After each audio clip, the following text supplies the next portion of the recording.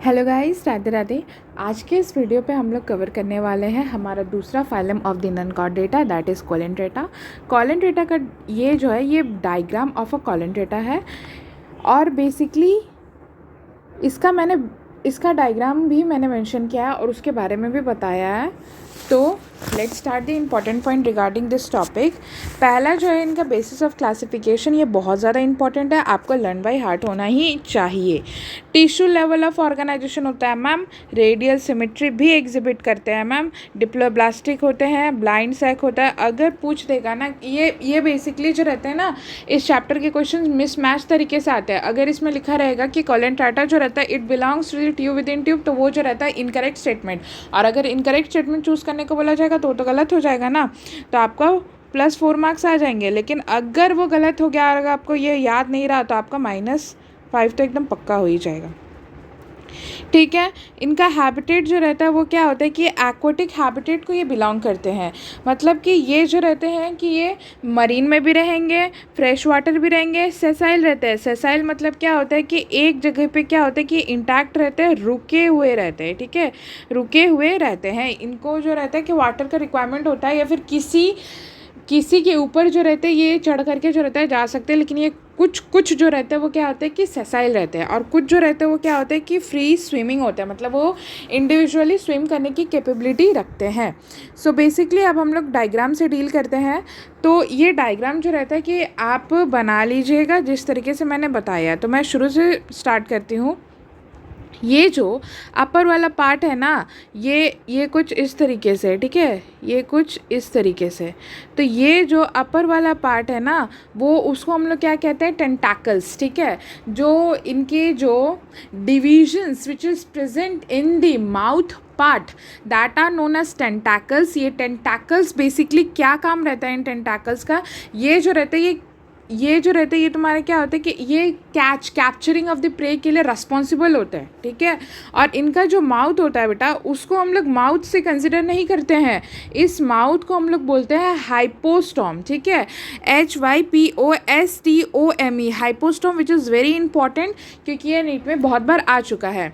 Next is ये जो हाइपोस्टॉम, ये जो माउथ के अंदर एक तरीके का सेल प्रेजेंट रहता है जिसको हम लोग क्या बोलते हैं, सिनेडोब्लास्ट सेल्स। सिनेडोब्लास्ट सेल्स जो रहता है वो बेसिकली क्या होता है कि ये वाले पूरे को बोलते हैं सिनेडोब्लास्ट सेल्स। ठीक है, अब ये सिनेडोब्लास्ट सेल्स का मैं फंक्शन भी बताऊंगी। अब बेसिकली क्या होता है कि ये जो पार्ट है ये एक तरीके का कैविटी कंसिस्ट कर रहा है। ठीक है, पहले ही मैं बता रही हूँ ये डिप्लोब्लास्टिक है। इसमें जर्म लेयर में ये जो रहते हैं ये क्या होता है कि डिप्लोब्लास्टिक होते हैं। इसमें जो रहते हैं कि 2 तरीके के ही जर्म लेयर प्रेजेंट रहता है। ठीक है, और उसमें एक सीमेंटिंग जेली लेयर होता है जिसको हम लोग मेसोग्लिया बोलते हैं। साथ ही साथ ये जो रहते हैं वो क्या होते हैं कि अकोलमेट होता है। इसमें जो जर्म लेयर होता है उसमें कैविटी प्रेजेंट नहीं होता है, ये बॉडी का कैविटी है। ठीक है, और इस बॉडी के कैविटी को हम लोग गैस्ट्रोवेस्कुलर कैविटी या फिर पैरागैस्ट्रिक कैविटी भी कहते हैं।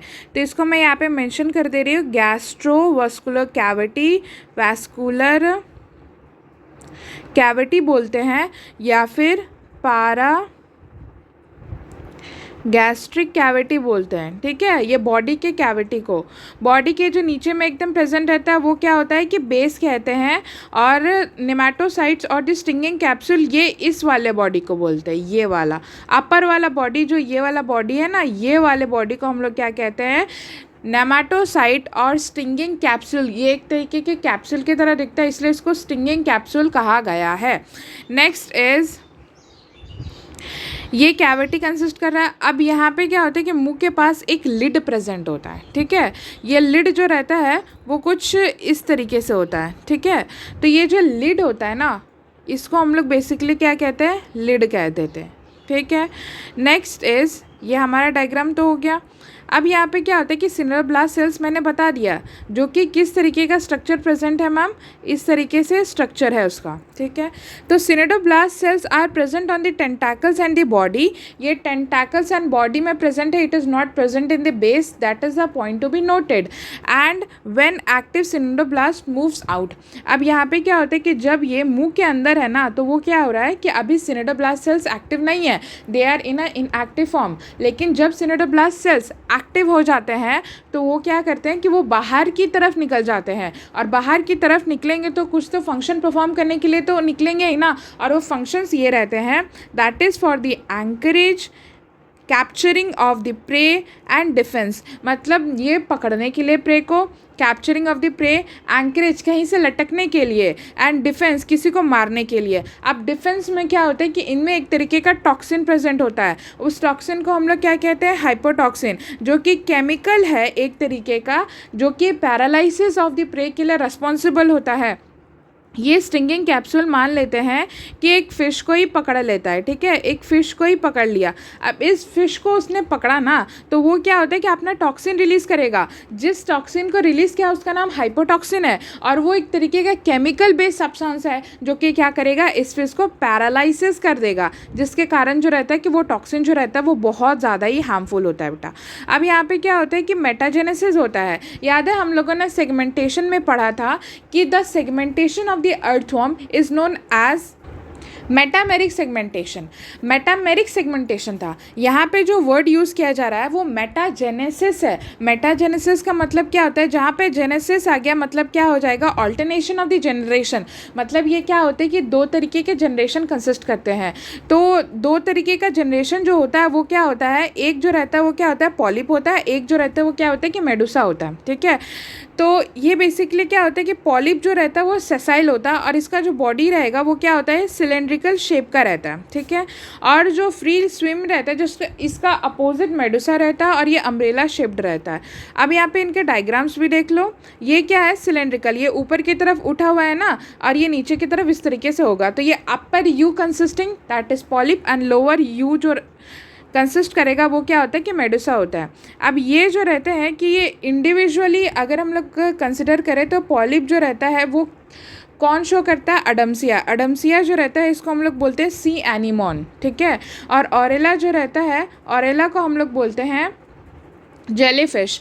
ये जो जेलीफिश होता है वो मेडुसा वाला जनरेशन शो करता है, और दोनों जो शो करता है वो क्या कहलाते हैं, ओबेला, जो कि alternation of the generation show करेगा। अब यहाँ पे ऑल्टरनेशन ऑफ जनरेशन कैसे होगा, ऑल्टरनेशन ऑफ जनरेशन ऐसे होगा कि जब पॉलिप बनेगा तो पॉलिप क्या करेगा, असेक्सुअल रिप्रोडक्शन करके मेडुसा कर देगा। तो यहाँ पे क्या होता है कि मेडुसा बना देगा। तो ये क्या अंडरगो किया कि एक जनरेशन से दूसरे जनरेशन में आ गया मैम, तो ये एक बार तो ऑल्टर किया ना कि ये पॉलिप से मेडुसा आ गया। अब मेडुसा चाहेगा तो पॉलिप बन जाएगा, दैट इज मेडुसा अगर सेक्सुअल रिप्रोडक्शन करता है तो वो क्या हो जाता है कि पॉलिप में कन्वर्ट हो जाते हैं। इसीलिए इसको क्या कहा जाता है, alternation of the generations, that is metagenesis. और इसके जो एग्जांपल जो दोनों ही कंसिस्ट करता है alternation of generation, that is obelia, और अगर इंडिविजुअल की बात की जाती है तो पॉलिप एंड मेडुसा के जो एग्जाम्पल्स रहते हैं that is adamsia and aurelia respectively.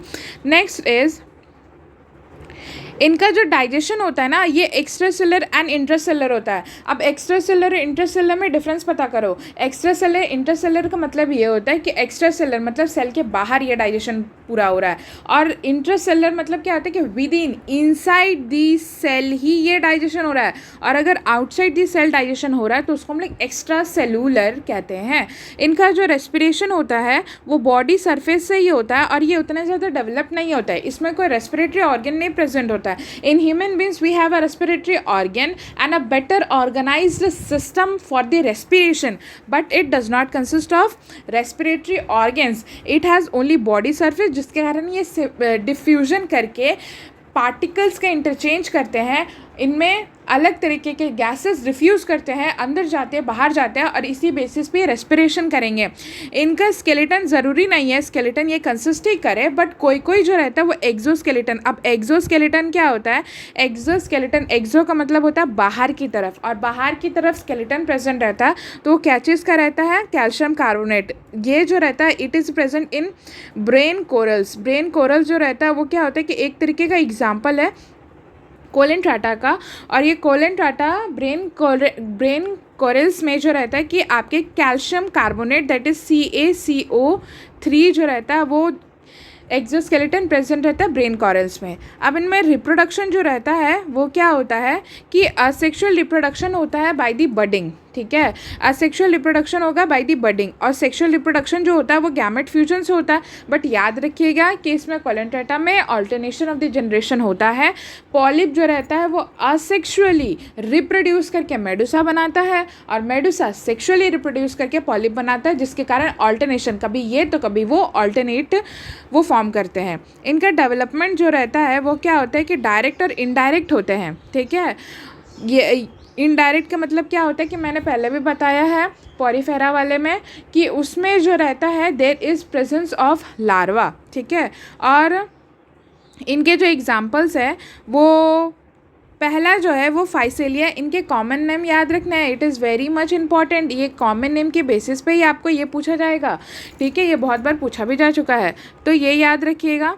तो यहाँ पे क्या होता है कि पोर्टुगीज मैन ऑफ वॉर किसको बोलते हैं? फाइसेलिया। पेनाटुला, ये तो याद रहेगा, यहाँ पेन से याद रखिएगा, सी पेन होता है। जॉर्जोनिया जो रहता है वो क्या होता है? सी फैन होता है। हाइड्रा ओबेला सी एनिमन को हम लोग क्या बोलते हैं? अडम्सिया।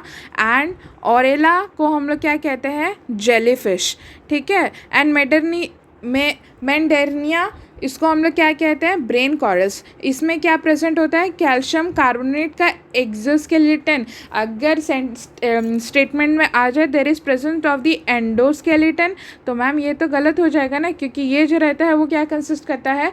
एक्सोस्केलेटन, ठीक है। तो this is all for coelenterata. Thank you.